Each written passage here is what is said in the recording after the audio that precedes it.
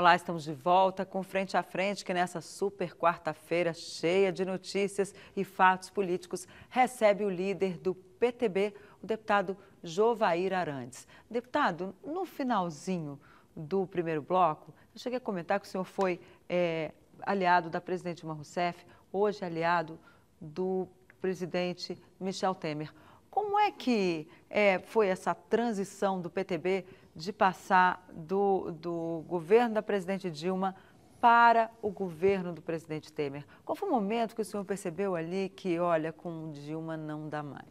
Olha, Denise, nós que fazemos política, nós temos que partir de um princípio fundamental que é a realização das ações que a sociedade precisa. Né? Esse é um ponto fundamental. Mas o governo vinha ali com Bolsa Família... Não, mas vinha com problemas seríssimos de conduta que são condenáveis do ponto de vista de execução orçamentária, por exemplo, que foi o caso do relatório que eu fiz. Naquele momento não tinha como fazer. Eu fui escolhido para ser o relator daquele processo de impeachment. Inclusive o governo no início até falou assim, bom, temos aí um relator aliado. Mas ao ler as denúncias e aprofundar no processo, nós chegamos à conclusão que os crimes eram bárbaros mesmo do ponto de vista de responsabilidade fiscal. Aí alguns podem dizer assim, mas agora aí o outro presidente está com crimes... Cheio de problemas. Cheio de problema e vocês não fazem nada. Nós estamos com o seguinte problema. Primeiro, com relação a Dilma, afastamos. Afastou porque ela cometeu o crime, segundo a Constituição, e aí que está o problema. A Constituição diz que se você cometeu um crime, o presidente da República cometeu um crime durante o exercício, ele tem que ser investigado e condenado ou não. Depende, no caso, a Dilma foi afastada. Assumiu o vice, que a Constituição também prevê que assume o vice. O vice, até agora, segundo informações, pelo menos o que nos chegou, do que foi estudo até agora, se ele cometeu o crime e vai ser investigado, nós não votamos que ele não seja investigado. Ele vai ser investigado após o término do seu mandato, ele será e vai ter que responder à justiça às acusações que lhe são colocadas hoje. Todas as informações que nós temos que chegou até agora são fatos anteriores à sua ascensão à presidência.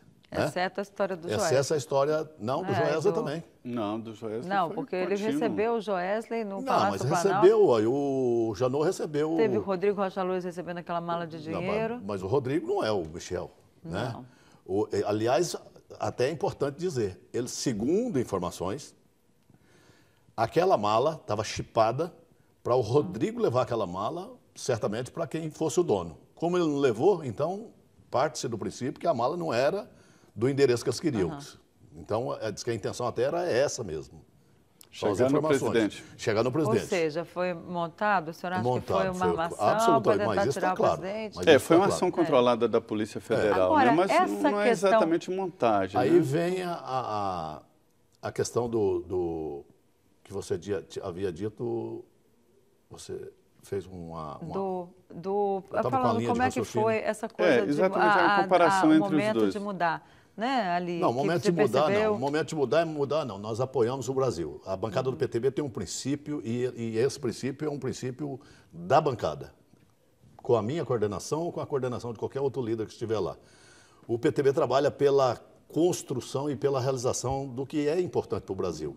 Volto a repetir, eu, relator, tenho a minha individualidade. Eu era o líder e continuo sendo o líder do partido, mas eu não fiz o relatório pela bancada, eu fiz pelo meu entendimento. Claro que discuti com a minha bancada o tempo todo aquilo.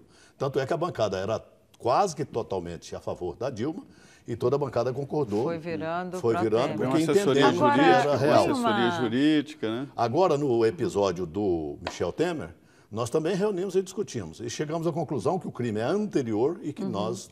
Agora, realmente em relação a essa... punir o Brasil, porque se afastasse o presidente naquele momento, ou agora, ainda acho que é assim, se nós fizermos isso, nós vamos estar punindo o país. O senhor acha que depois de conhecida toda essa questão envolvendo Joesley Batista, o Wesley, esse dinheiro, esse prejuízo que eles evitaram ao manipular, vendendo as ações antes da queda das ações da JBS, que eles sabiam que ia cair, né, o valor, e eles venderam, disseram que o prejuízo deles, hoje eu estava vendo a Polícia Federal, dizer que eles evitaram um prejuízo de 138 milhões de reais. Pois é, mas o crime foi cometido por eles e não pelo Michel. Sim, por eles. Agora, o Michel Agora, recebeu, e essa quando história? você disse essa aí que eu havia esquecido. Você falou, mas o Michel recebeu o ele. Joesley. Pois é. Receber um presidente ou um deputado recebe a qualquer hora, em qualquer lugar. Mas a fala gravada foi muito grave. Mas a fala gravada foi um instrumento criado pela Procuradoria do Geral da República. E Isso agora, tá claro. mas depois E disso depois que tudo, aparece o procurador num botequim, em Brasília, se reunindo com o advogado do Joesley, isso não é correto agora, também. A gente percebe, é crime também. Isso caberia, se cabe ao Michel, vai ter que caber ao Janot um crime de responsabilidade também, imediata, e quem sabe até o impeachment dele como procurador. E a mala de dinheiro de Adelveira Lima? Bom, aí é problema do Gedel. O senhor é do mesmo estado lá do Joesley. O senhor conhecia a família? Conheço a família, conheço o irmão mais velho. Conheço bastante o irmão mais velho. Eu ouvi dizer aí por integrantes da bancada ruralista que eles eram muito predadores aí na área, né? Eles cometeram o crime de dumping, no meu entendimento, no Brasil, Sim. e isso ficou abusivamente, sem controle do Estado. Comprava frigoríficos e fechava. Não, compraram todos os frigoríficos Goiás, do Mato Grosso, e depois fecharam e iam matar no outra praça, noutra planta, sem concorrência. Para Goiás eles foram bons? Não, para Goiás foi bom, até onde nós não sabemos, porque eles fechou. Por exemplo, nós temos em Porangatu uma planta pequena, que eles compraram e fecharam. Em São Miguel do Araguaia, que é uma cidade que inclusive entrou com um recurso agora no judiciário pedindo uma indenização, porque a prefeitura investiu por volta de 8 milhões de reais para fazer infraestrutura, para funcionar um frigorífico, com a promessa de que teria tantos empregos. E é papel da prefeitura fazer isso. Só que a prefeitura investiu e eles fecharam o frigorífico logo depois. Quer dizer, deu um prejuízo enorme para a população, desempregou todos lá. E assim aconteceu em várias cidades, de Goiás e do Mato Grosso, que nós temos notícia. Parece que são mais de 50 frigoríficos que aconteceu isso. O prejuízo é muito grande, porque isso causou um dumping, né? Pelo que o senhor sente, a JBS vai prosseguir ou ela vai fechar? Não sei, eu acho que a situação é muito grave, né? A situação é muito grave.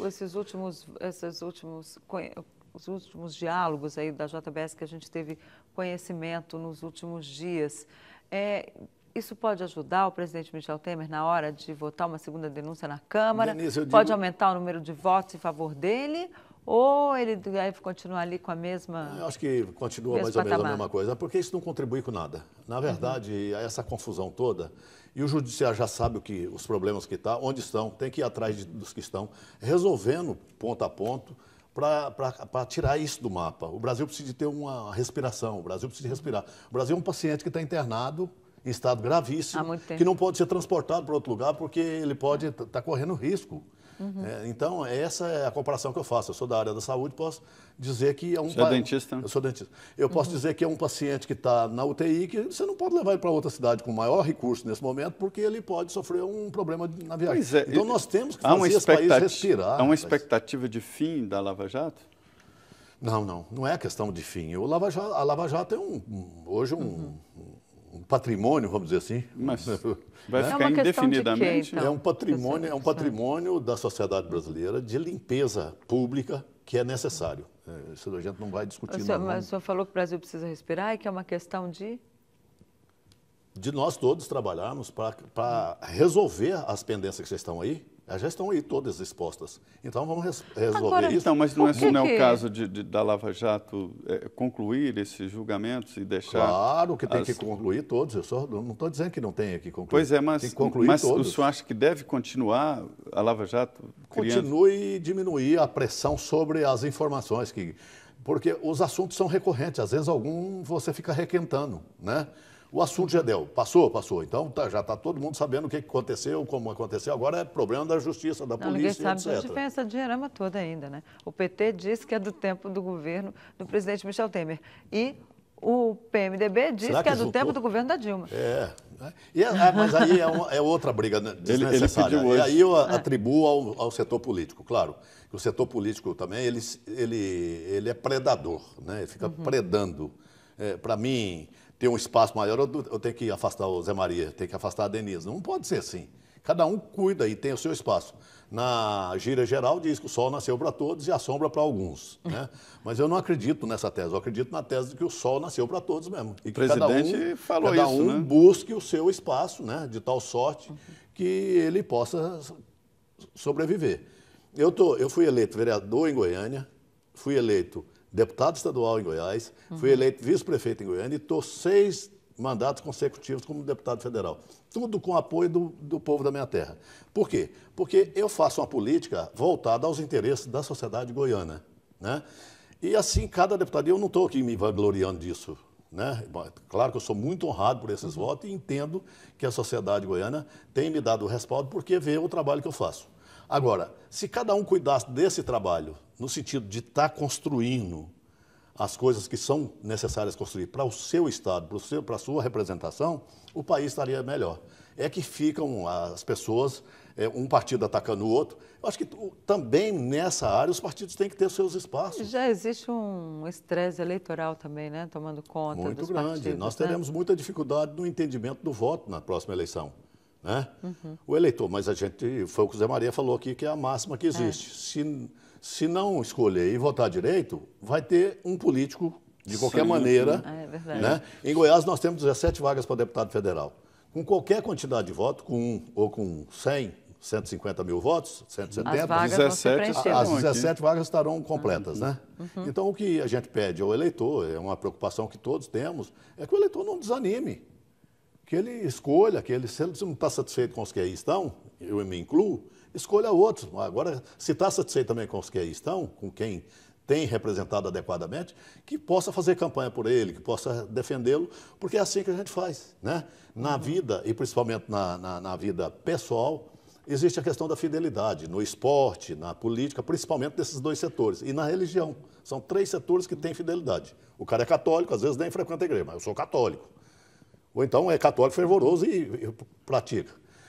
É do Atlético Goianiense, que é o caso do meu clube. Então, é atleticano, não vai mudar. É da política, não vai mudar. Então, essas coisas são fervorosas. Deputado, tem uma pergunta muito interessante do Cláudio Vieira, de Aragaças. Obrigado, Aragaças é do nosso Cláudio. estado. Pois é, caso o PTB de Goiás consiga realmente uma vaga na chapa majoritária, o senhor acredita que o ex-senador Demóstenes Torres seria um dos nomes mais cogitados para representar os PTBistas? Olha, o senador Demóstenes está lutando agora contra um item apenas, que é o do Senado, que o cassou. Isso, quer anular. Anular a cassação. Porque, do ponto de vista jurídico, em todas as acusações que lhe foram imputadas, ele conseguiu provar que não existiu nenhuma vinculação e está absolutamente livre para ser candidato. O senador Demóstenes foi cassado por um possível relacionamento com o Carlinhos Cachoeira, um bicheiro de Goiás. E ele foi inocentado na área jurídica, voltou ao Ministério Público Federal e agora está tentando recuperar a sua atividade política. O PTB abre, então, as portas para ele? Abrimos. Ele filiou com o PTB, hoje ele é um militante do partido e, em podendo ser candidato... Está bem nas pesquisas, não é? Em podendo ser candidato, eu acho que terá uma boa oportunidade em Goiás, porque ele foi um excelente senador durante o período que esteve à frente do Senado, com muita qualidade. E isso refletiu positivo e soou como uma grande injustiça a cassação dele em Goiás. Agora foi muito tempo, né, deputado, para se chegar a esse desfecho. A gente vê aí hoje também tantos políticos acusados. Nós podemos remeter ao tempo do Ibsen Pinheiro. Ibsen Pinheiro foi cassado, né, de forma ilegal na Câmara Federal, foi muito duramente criticado, foi exposto à sociedade e depois provou-se que não existia nenhum problema, voltou, veio aqui, foi deputado e voltou para o estado dele.